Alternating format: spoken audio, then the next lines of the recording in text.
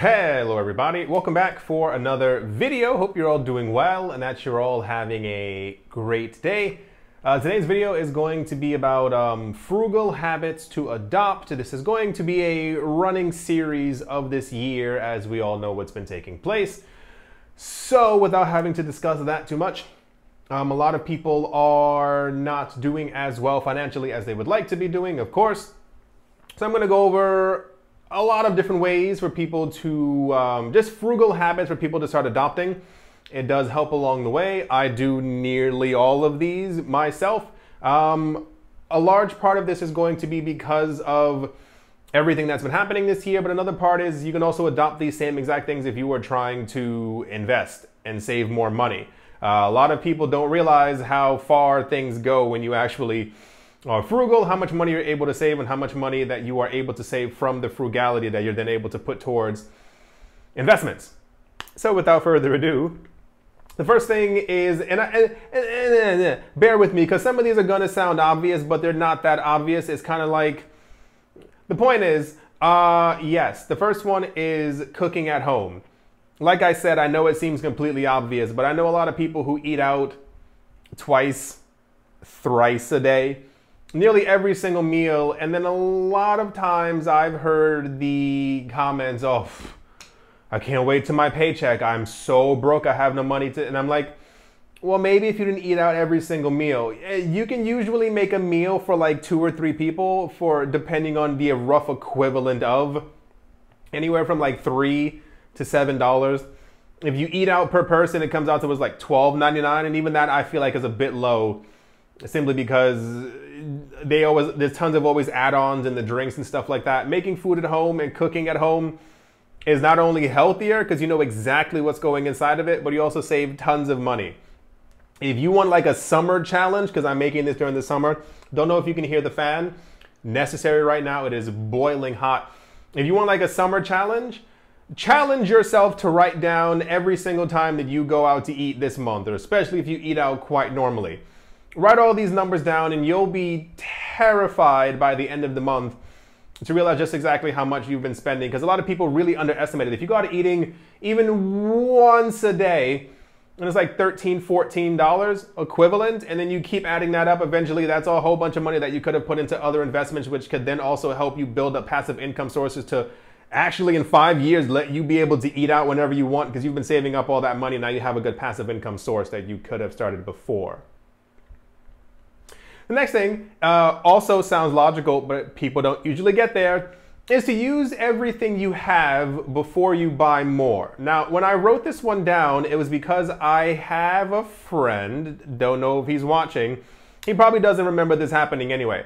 I remember, you know, like when you have like the tube of toothpaste and you're like squeezing out the very, very, you know, ends of it as much as you possibly can. I was doing that one time when my friend was visiting. This was, of course, years ago.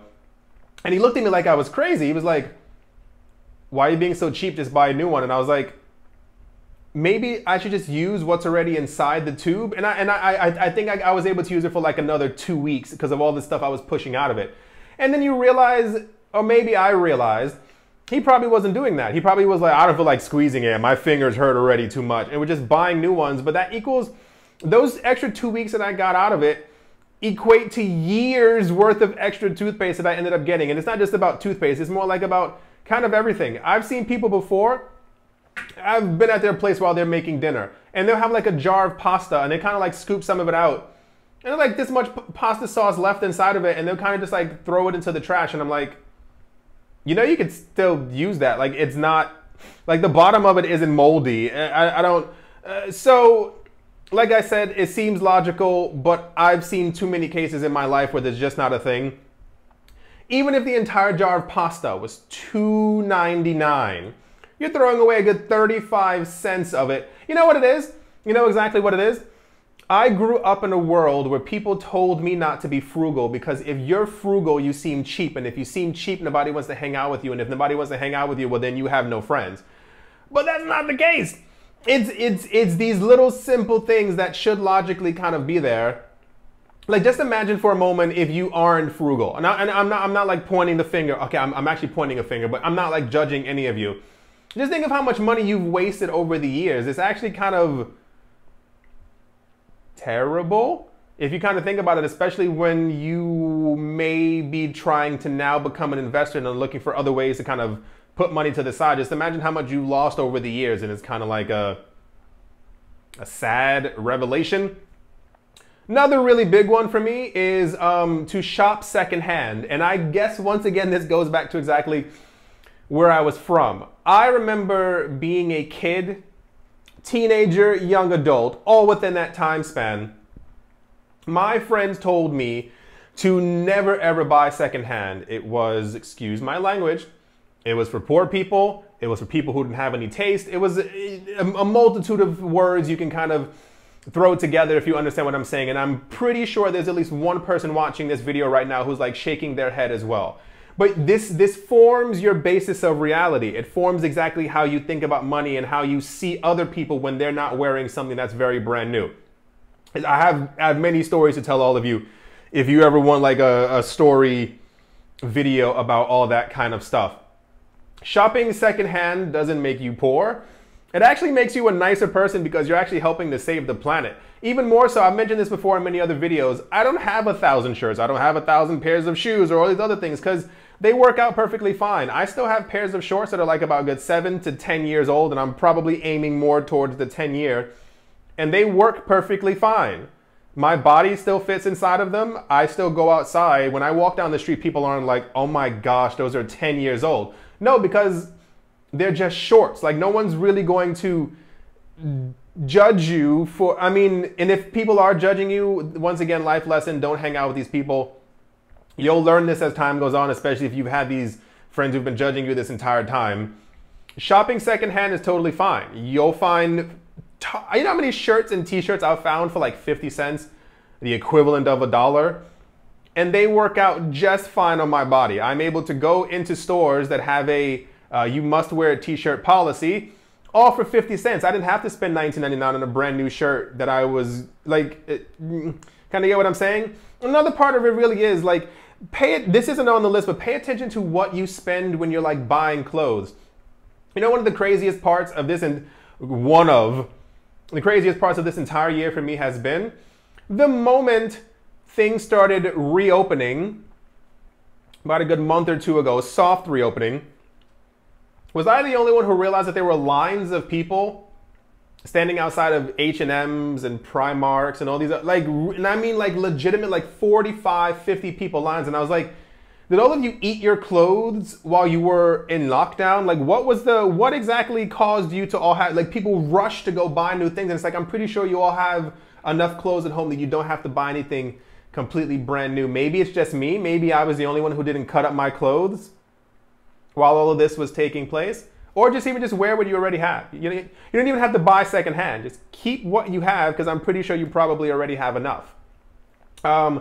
Another really big one is go on regional holidays or vacations. Surprise! A lot of people, for some reason, and it has to be this like keeping up with the Joneses type thing or trying to impress other people. During the last couple of weeks, I've noticed an enormous amount of people I know who have been going to, not joking, have been flying to Canada, have been trying to go to like island countries, have gone to Italy, have gone to Greece. You get the pattern.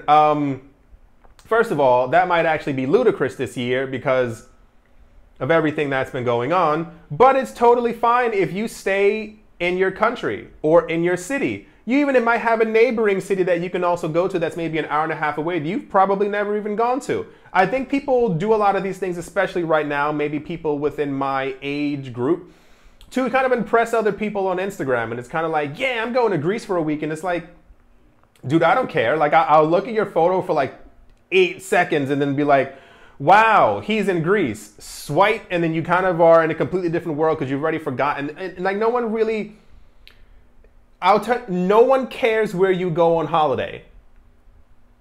Ever. When you watch your other friends going to other places on holiday, do you sit there for days like, oh, she was in Spain. Like, how did she get to Spain? No one really, like, you look at the photo, it's kind of pretty while the water's really blue. oh, they're having paella, that looks amazing. And then you go swipe, and then you're back to where you already were. I don't, if you're hankering for travel, travel where you already live, in your area or someplace up north or someplace south. Travel about an hour as opposed to 8 hours or 16 hours without having to take a plane or spend tons of extra money. You might even find someplace new and amazing that's near you, so when you do have people come to visit you, you can say, hey, there's this amazing place that's not that far from me. I went there and spent only $200 for the vacation, as opposed to the $1,200 I would have spent getting an airline ticket trying to go to Europe.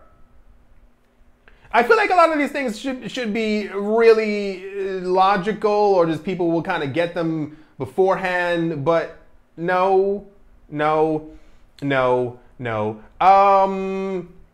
Another really big one is to repair things before you replace them. This I know is very difficult for a lot of people to hear. I have repaired my shorts, I've repaired my jeans, I've repaired my jacket. My main winter jacket, you want to hear a funny story?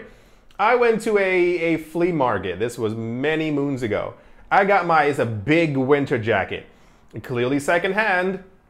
I got it for 50 cents. Not a fake 50 cents, like actual 50, because I think it was like $2 or something like that. And I haggled with the guy at 50 cents and I was like, what? It had like a tear under the arm, which I sewed because I taught myself how to sew. Also, thank you, Grandma, because she also taught me that as well. And I think it had a couple of other little tiny things. And I have a winter coat that I've been using for about 7-8 years, 50 cents. Even the other clothes that I have that had tears in them, just sew them up. Totally fine.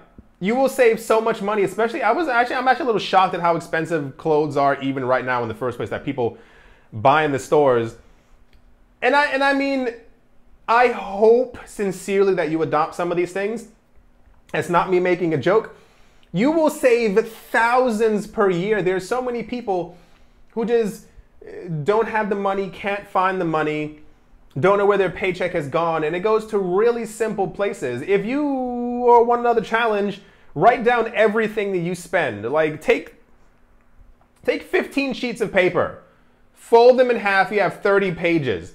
Write down everything during the course of a month that you spend, and then feel slightly ashamed because of all the money that you've just given to other companies and corporations that you could have kept in your pocket. It's really mind-boggling.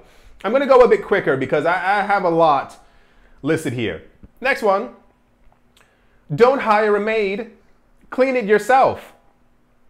I know that sounds weird, but I have a lot of friends, they're probably not watching this right now, who hire maids to clean their homes either once a week or once a month.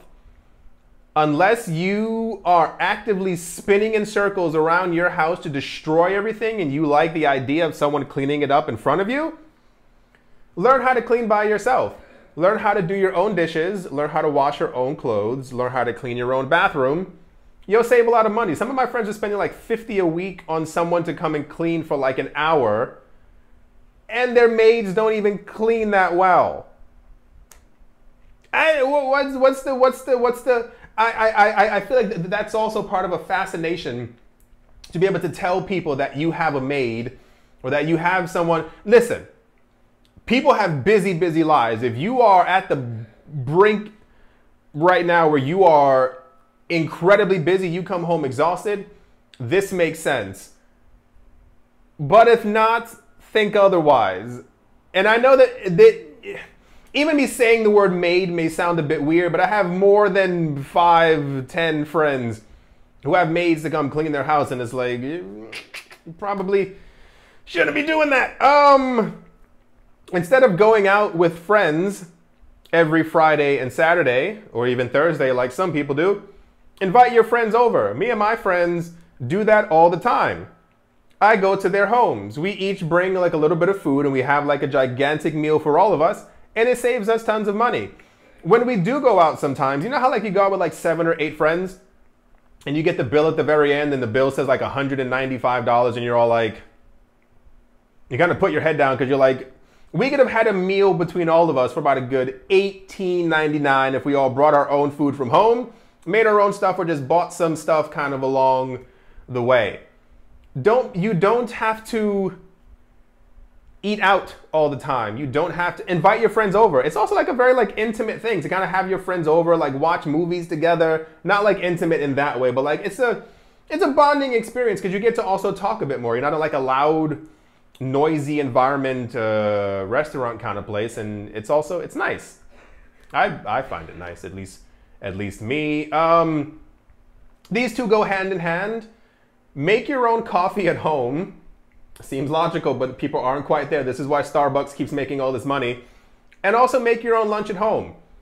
I have asked people before, why don't you make your own food at home before you go to work? Oh, I don't have the time. I don't want to do it. I don't want to so-and-so. It's a lot easier just to go get it outside of my job. And it ends up being like $9. Same exact thing with the coffee. I have one of my close friends, bless her soul. She goes to Starbucks like 3 times a day. And each Starbucks thing that she's getting is about a good $5. That's $15 per day as opposed to her making her own coffee at home or even the coffee machine inside of her job. Is it just me? Are all these things just really... They seem like very simple, common things to be able to do, but I feel like just people aren't doing them. And I guess this is why we're having this discussion right now. Make food at home. You know what's even cooler? You know what's even awesomer, especially during the summertime? Me and my friends have picnics. We get to hang out together. We get to experience the outdoors and sit in the park. And we also just each bring stuff that we all kind of share, and it's cheap. And we get to hang out together. The next thing on the list is downsizing. And this, I think, is going to be... Don't know if you heard that, just fell on the floor. This is going to be a major discussion over the next year or so for a lot of people, whether they think so or not. I am telling you right now. Do you really need a 4-bedroom place when it's just you and your wife? Do you need a 3-bedroom or a 2-bedroom when it's just you? I understand if you have like guests and stuff like that. Is your family coming to visit you all the time? Then you probably need the extra rooms. But if not, what's the point of having these extra rooms or these extra cars or these extra things that you don't really need if they're not serving you any purpose and you're spending tons of money? I don't know if you've noticed, I've seen the news reports.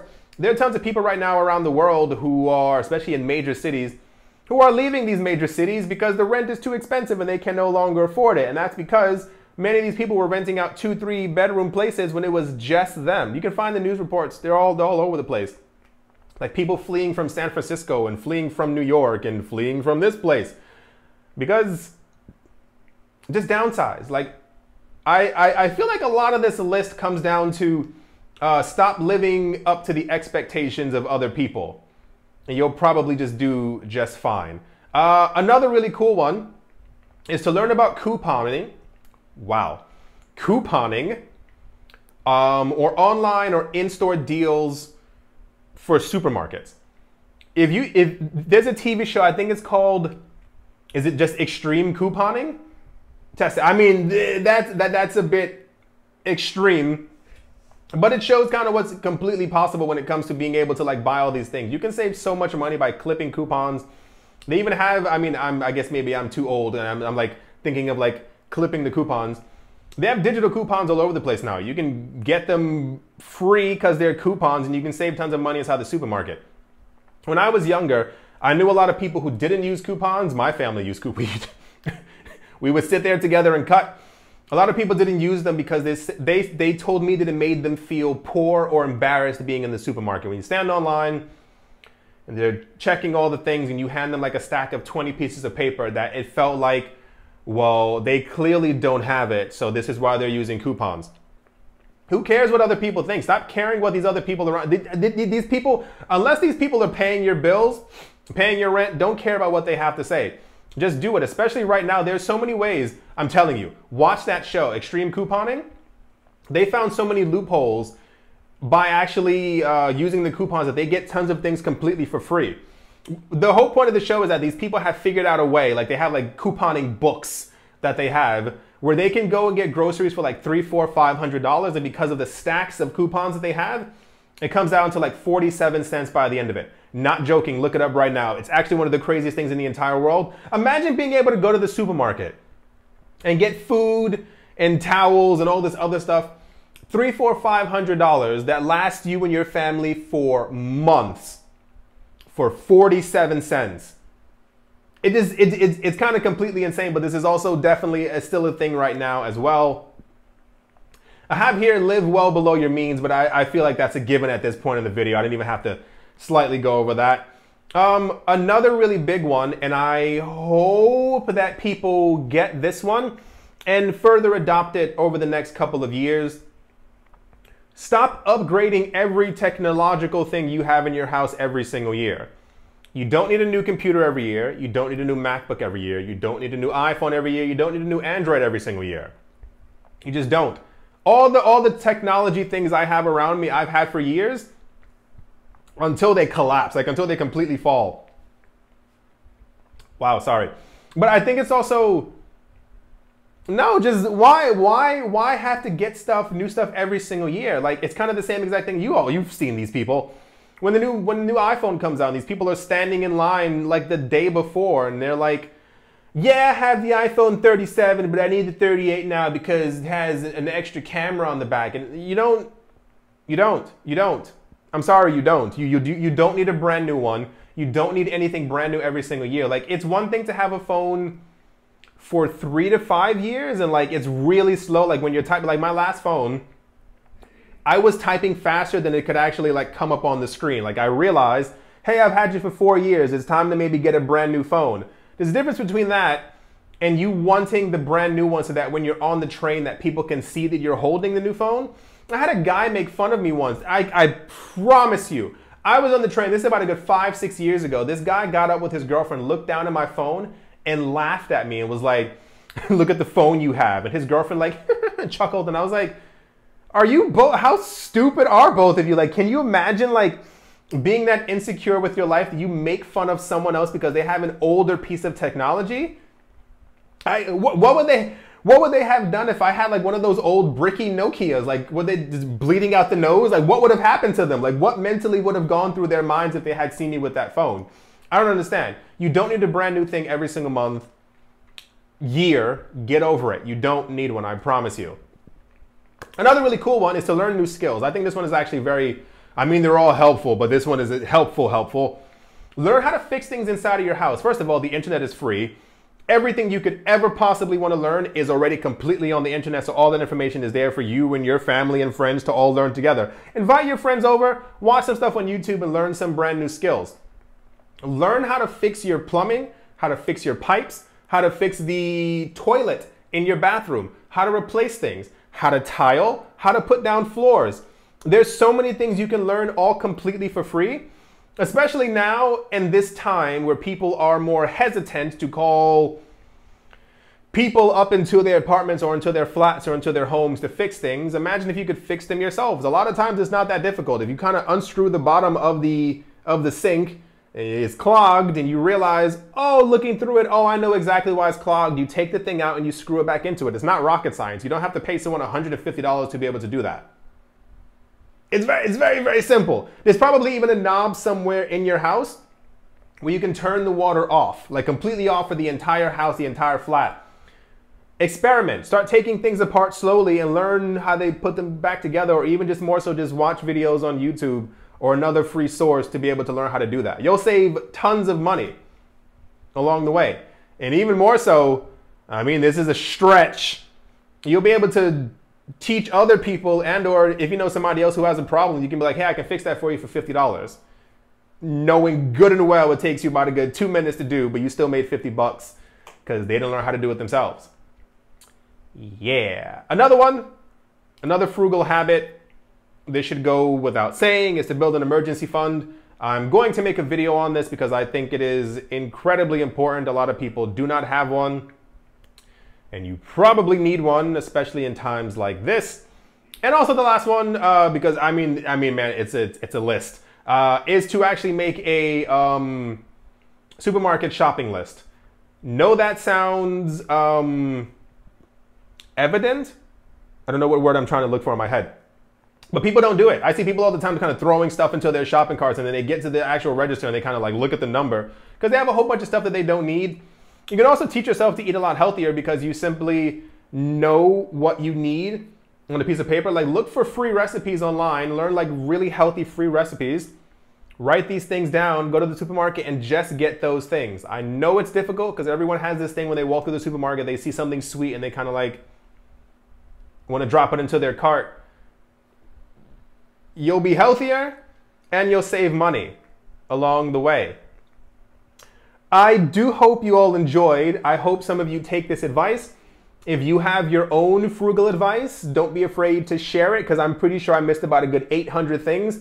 Also, I mean, the paper's only going to be so long. And I assume you don't want to be here for 9.5 hours having me talk about every single possible thing you could do to be frugal. Hope you all enjoyed. Hope you all are having a great day, a great morning, a great afternoon, a great evening, wherever you are.